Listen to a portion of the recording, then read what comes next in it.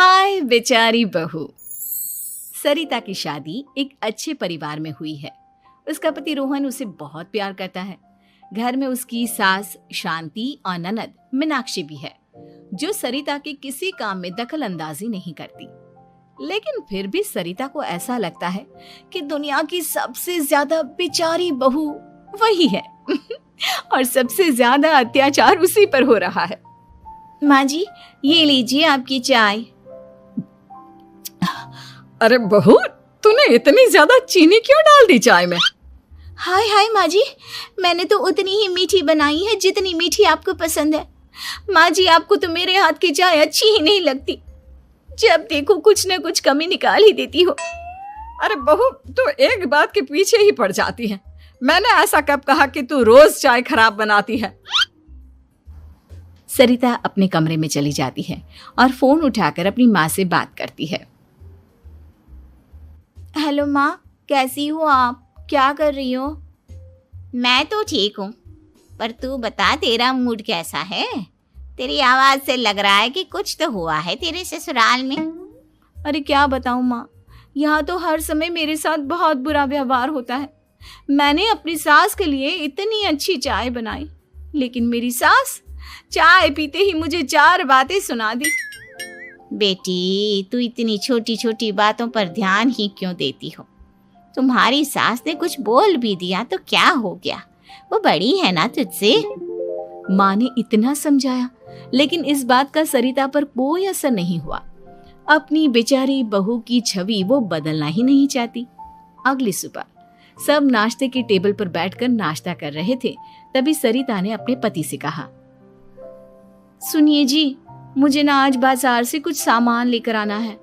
आज आप ऑफिस से आने के बाद मुझे लेकर चलना ना। भाभी, मुझे भी कुछ किताबें खरीदनी है। आप दोनों जा ही रहे हो तो मेरी किताबें भी ले आना। लो, अभी तो बात ही की है बाजार जाने की, तो एक फरमाइश आ गई। माँ जी, आप भी बता दो कुछ, और हाँ, मोहल्ले वालों से भी बोल दो अगर वो कुछ मंगवाना चाहते हो तो। बेचारी मीनाक्षी अपना सा मुंह लेकर रह गई। ये सब देखकर रोहन से चुप नहीं रह गया और वो गुस्से में बोला, सरिता, क्या हो गया है तुम्हें? मीनाक्षी ने तो सिर्फ किताबों के लिए बोला है। तुम्हें मीनाक्षी से इस तरह से बात नहीं करनी चाहिए। माफी मांगो उससे अभी। क्या? मैं माफी मांगू? दिन भर आपके घर के काम करूं मैं, आपकी और आपके घर वालों की बातें सुनूं मैं, और अब माफी भी मैं मांगू?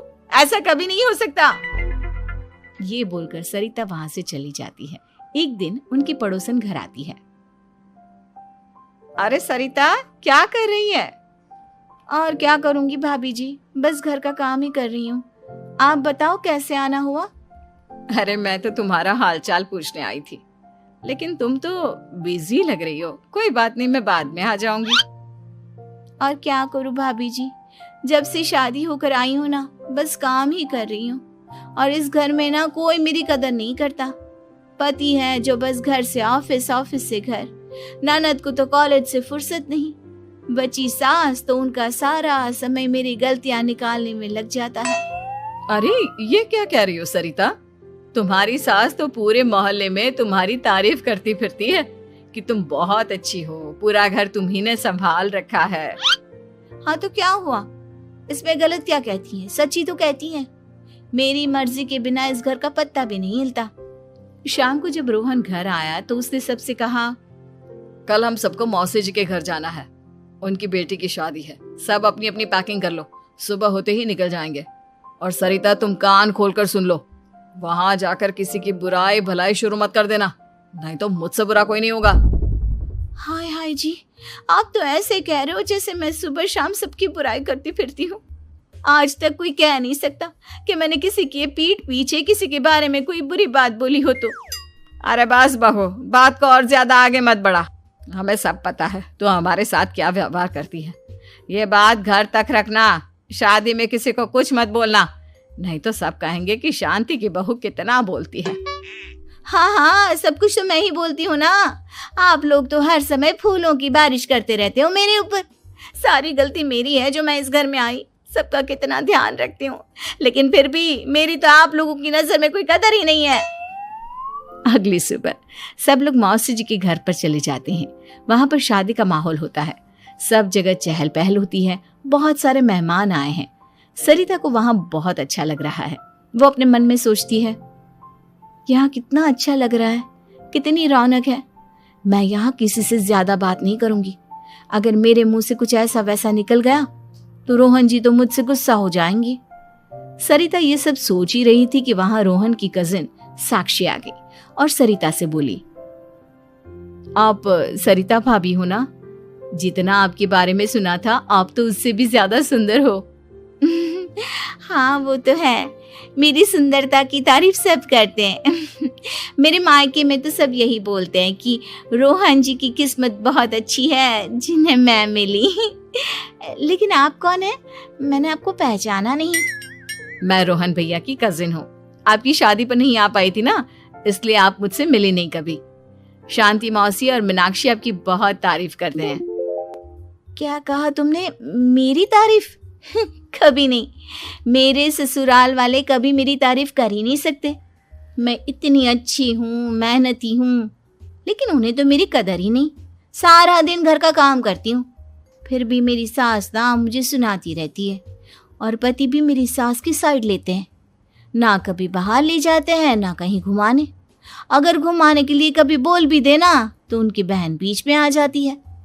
मैं कैसे रह रही हूँ उस घर में ये मैं ही जानती हूँ।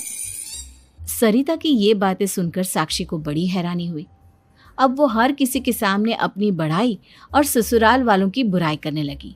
रोहन और शांति को सरिता पर बहुत गुस्सा आया, लेकिन वो चुप रहे। अगले दिन जब वो अपने घर पर आए, सरिता, तुमने क्यों सबके सामने मेरी इज्जत का तमाशा बनाया? तुमसे बोला था ना कि चुप रहना। अजी ऐसा भी क्या कह दिया मैंने जो इतना भड़क रहे हो? तुम जहां जाती हो अपना रोना शुरू कर देती हो, कभी किसी दूसरे की बात ही नहीं सुनती, बस अपनी कहती रहती हो। तुमने सबके सामने हमारा तमाशा बनाकर रख दिया है। हे भगवान, मुझे अपने पास बुला ले।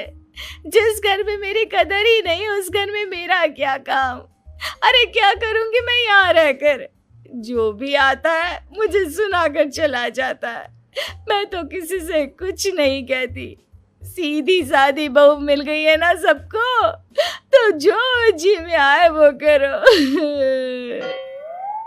सरिता ने अपने आगे किसी को कुछ बोलने ही नहीं दिया और उस दिन भी उसने सबके सामने खुद को बेचारी बना ही दिया।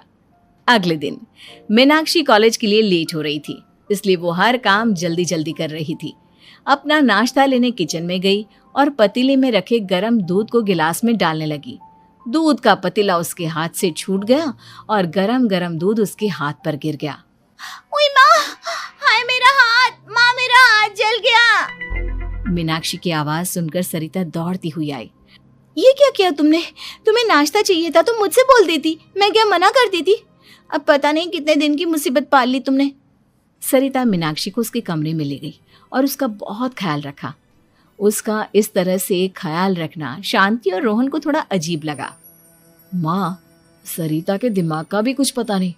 कल शादी में सबको इतना कुछ बोल कर आई है हमारे बारे में, और अब मीनाक्षी की कितनी अच्छी देखभाल कर रही है। ये ऐसा क्यों करती है? बेटा, तेरी बीवी की ना आदत हो गई है सबके सामने खुद को बेचारी दिखाने की, और आदत इतनी जल्दी नहीं बदलती। जब ये बोलना शुरू करती है तो रुकने का नाम ही नहीं लेती, इसलिए इसे पता ही नहीं चलता कि ये किसके सामने क्या बोली जा रही है। लेकिन दिल की बहुत अच्छी है। हमें भी अपना दिल बड़ा करके ये जैसी है इसे स्वीकार करना चाहिए।